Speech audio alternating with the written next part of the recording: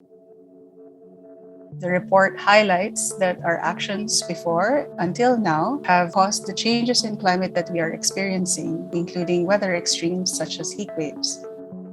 And we know this firsthand in the Philippines since we've experienced our days and nights becoming warmer. We've had heavy rainfall days that have resulted in flooding, and some of the typhoons that we've experienced in the recent decades have also been stronger.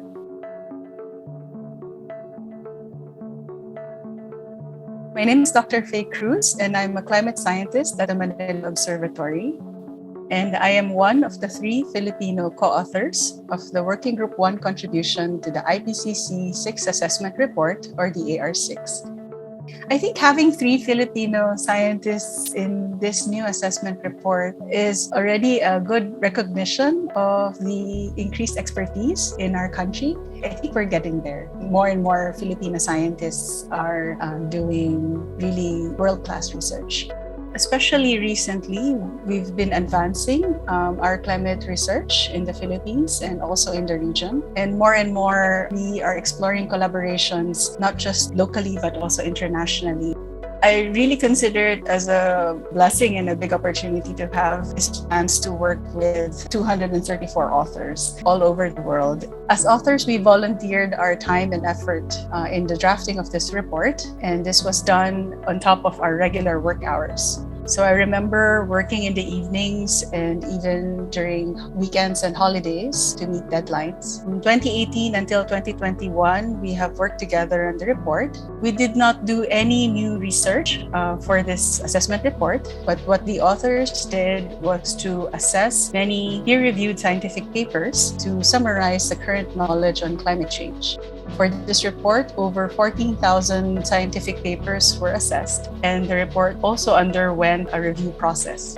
What was new about this report is that it also has a regional focus. We had to assess papers that assess the changes in the climate for the different regions. In our case, the publications from the Philippines was considered in the assessment for the changes in Southeast Asia. With every additional warming, we would anticipate larger changes in climate, and this includes more intense and more frequent climate extremes and higher sea levels. This would be very concerning for the Philippines given our current vulnerability to the impacts of climate change. The report also presents a range of possible futures, which shows that limiting global warming, especially if we want to target below 1.5 degrees Celsius by end of this century, it's still possible to limit the warming, but rapid reductions in greenhouse gas emissions need to be done as early as now, and it needs to be sustained over decades, reaching the net zero CO2 emissions around 2050, followed by net negative CO2 emissions. It's important for us to encourage the youth and everyone actually to be more aware about climate change because it's already affecting us.